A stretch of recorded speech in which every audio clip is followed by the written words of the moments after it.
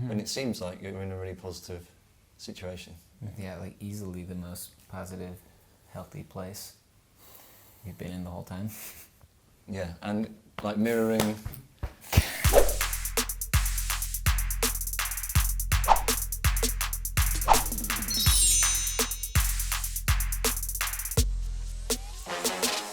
Hello, this is NME and we're here with Cole and Colin from DIIV. Hello. Hey. Hi, Ben. You are back with a new album called Deceiver. Why is now the right time for a new DIIV record? The last one was 3 years ago, I think, is the years are in 2016. I mean, you know, when isn't the right time for a new DIIV record? Yeah, I mean, we kind of, between our records, we kind of always had, you know, a good amount of time. And this time, after the last one, we took like a year away from the band and kind of worked on ourselves. And then with like kind of what we learned during that time, reapproached the band with like a new outlook kind of. And then got through that recording pretty quickly, which was, you know, 10 months or something total of writing, recording. You know, add that up plus some couple random months here and there, you get 3 years, and that's why now. So let's talk about the new approach, if you can kind of explain what you mean by that, a new approach to DIIV, what's changed? Previously, Cole wrote nearly everything, especially on Ocean, and then Izzy Azar was like, there was like a small amount of collaboration, but this time around, Cole and I both brought demos and then arranged and worked through the songs and the ideas in a practice space with Ben and Andrew for like months on end, hours every day. And it was just like a brutally honest situation where like we were just like feeding off each other and encouraging each other, but also like being super honest and blunt if we didn't like something, which had never really happened before. Yeah, we talked a lot about music beforehand, listening to a lot of music together before that, and we also had, you know, individually worked on our personal relationship and band as a relationship, and honesty was a huge part of that, right? So we kind of discussed, like through listening and talking about stuff, just kind of came up with our like ideas for what we wanted the record to be, and then like started writing.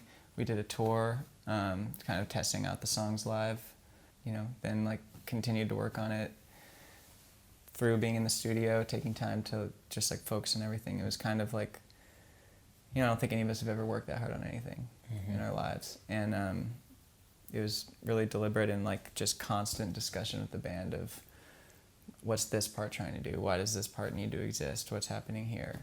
How did the band kind of adapt to this new way of working? Was it an easy process? Was it difficult? I think it was pretty easy, partially because like by the time we were working on music and writing together, we had already done a lot of like mending, you know, because we had all this time away from each other, and we came back and Was that no contact away from each other? I mean, for a minute. For periods, yeah. For sure. And I think we all just needed like a bit of a break.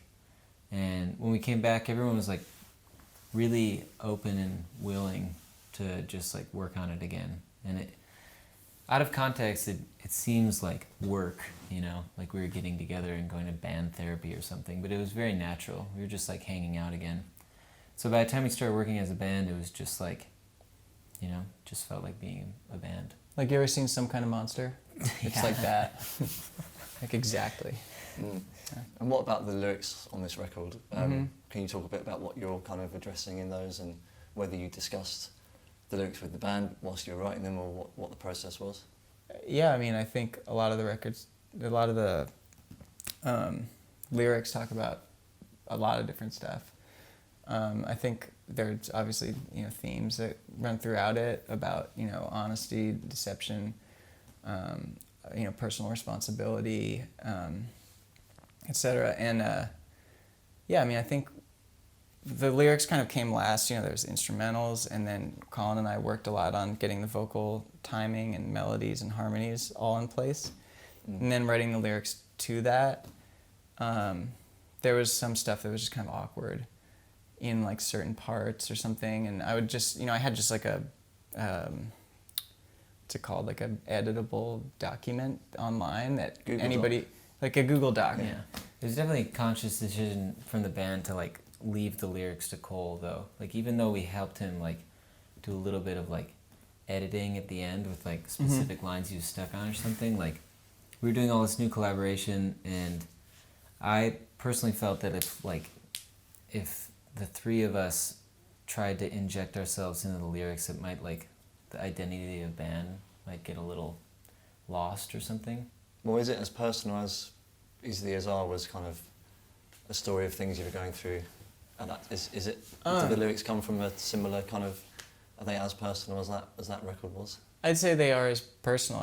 I think they came from a much different place, I think a lot of the last record was kind of this like surface level exposure to these like ideas and this work that in like going through addiction, it's like everybody's looking for like a really easy solution.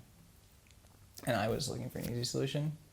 And so do millions of people that experience it every day, right? And like I had like some exposure to what that was, but I didn't want to do the work because it's a lot of work, and I wasn't ready. So I think I discussed it, but it was like there wasn't like an actual engagement with it. I hadn't done the work. I was just kind of being like, this is kind of I think what it is. And then like in the period after that, like actually having to take time and really just commit myself to giving in and doing that work and using those tools to help my life and to kind of use them towards approaching the band in a new way. Mm-hmm. And it seems like you're in a really positive situation, right? Yeah. Would that be? Yeah, like easily the most positive, healthy place you've been in the whole time. Yeah, and like mirroring the kind of the change in approach, which you've just been talking about. The sound of the record is different, also. Do you think people are ready for the way it sounds? What would you say to fans who were possibly expecting, the light kind of skippy guitars that you used to do, and now it's a lot heavier and dirtier, this record, isn't it? Yeah, I think you're right. I with a lot of the stuff we wanted to talk about, the themes of like kind of catharsis and deception, like brutal honesty, the music had to kind of fit that. And so like a lot of the more heavy or more kind of songs that have a journey, it just kind of convey that better and match with that a lot more. And it's just not really who we are as a band anymore. And I think we got kind of pigeonholed into like a, I just didn't want to hear anybody say the word beachy or like whatever. Yeah. Well, I still think it has qualities that the old records have also that make DIIV what it is. Yeah, we kept it in mind, and like ultimately, we made it, and that's just the nature of making anything, that like you kind of put, it kind of becomes your own, even if it's not necessarily like your goal. I think in a lot of ways, I think I as an artist fell into that too, of like trying to sound like yourself or trying to make art that you would make, and ultimately, no matter what you make, it kind of will be your own. And you're going to tour again here? Yeah. Yes. Coming back, Glastonbury. Yeah, Next year. I think Glastonbury, Jules Holland. We have a running bet about that actually. About how much was it? We'll play Jules Holland. $200? $200. I think. Maybe. Do you guys follow it from America? Yeah. Can you do that? Yeah. I think it's on, like some of them are on YouTube. Yeah. And so we definitely really really want to tour here. I think the plan is in February, March, something. But we put a lot of work obviously into making the record, and we wanted to kind of like have that same approach to the live set. So just kind of a reimagining every single element of it. Even just like to the fundamental thing about which is like such a part of our live show is playing all the songs like twice as fast. It's like our comfort zone, and we had to get used to playing songs slowly and playing, you know, a lot of the new songs are slow tempos. Yeah. And getting comfortable with that was hard, but, you know, I think it kind of made us want to reimagine everything. So we're kind of stripping away a lot of the like effects stuff and kind of much more simple, like, you know, probably better equipment, not the same like 4 pedals we've had since we were like 16, Yeah. you know. So we really are excited to tour it because we're putting work into that as well. That's like kind of what we've been doing for the past month and are going to do for the next month before we tour the States. Yeah, well, because the touring was quite difficult, wasn't it? The last few tours, international tours that you did. Oh, was it? Yeah. Well, just like, you know, I heard a few things about that. Do you think it's going to be easier now? Like, is it going to be easier to be in DIIV? Because there was certainly this public image where you just attracted chaos all the time. Yeah, we did. Yeah. Yeah. The answer to your question is yes, definitely going to be much easier for a variety of reasons, yeah. Mm. It already is. Mm-hmm. You know. We'll Like, talk about absolutely. the tour that you did with, was it with Deafheaven? Yeah, we went on tour with Deafheaven. Yeah, because that's the only, is that the only tour that you, We did the Ariel Pink tour, oh, yeah. which Right. was, you know, they're two, like, obviously very different tours, but Yeah. we learned a lot from both. The Ariel tour that was before this record, before we had started Yeah. to work on the new songs. So the Deafheaven one seems a little more consequential. Yeah. And also because like they're friends of ours. They're a really good heavy band, and they also mix and blend like genres really well, which is something that we like to do too. And they also like tap into shoegaze as a general atmosphere. So there's like a kinship we have with that band, and like being able to go on that tour and like see them do what they do live every night is like really insane and inspiring. And we felt like we really had to like step up to the plate, so to speak, and like convince their metal audience to, you know, enjoy and appreciate our music, which is hard because some people in the front row wearing like Mayhem or Metallica shirts, and they're just looking at you like, I hate you, you know. But then like we ended up winning a lot of people over, and it kind of gave us like a newfound confidence to try to like see this heavy idea of the band through.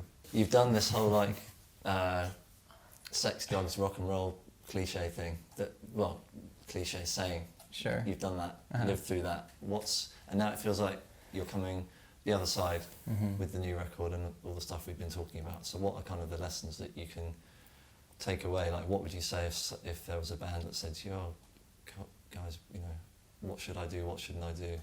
I mean, you know, I can't judge because that was part of my story, and it's like, it's very tempting, you know. I think a lot of that stuff is kind of mythology and doesn't need to exist.